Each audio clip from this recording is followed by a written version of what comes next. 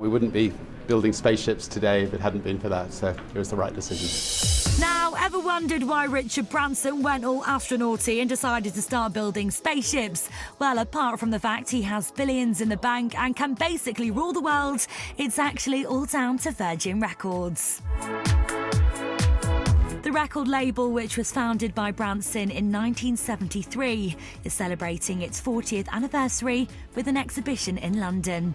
And the entrepreneur has been getting all nostalgic, talking about the label's success and how hard it was to let it go. I think the Sex Pistols put Virgin on the map. They only made one album. I mean, their notoriety. You would assume that they made as many albums as the Rolling Stones, but they only made one album before they imploded, and it firmly established Virgin as a brand. A slightly risque brand, but as a brand. How much did you have to agonise over that decision? It must have been hard.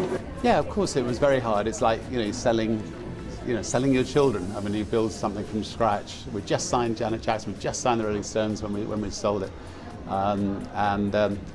I remember running down Ladbroke Grove, tears streaming down my face with this cheque for $1 billion in my pocket, and I thought, thinking, if anybody realised what had just happened, $1 billion in the pocket, tears streaming down the face. It must have looked very strange.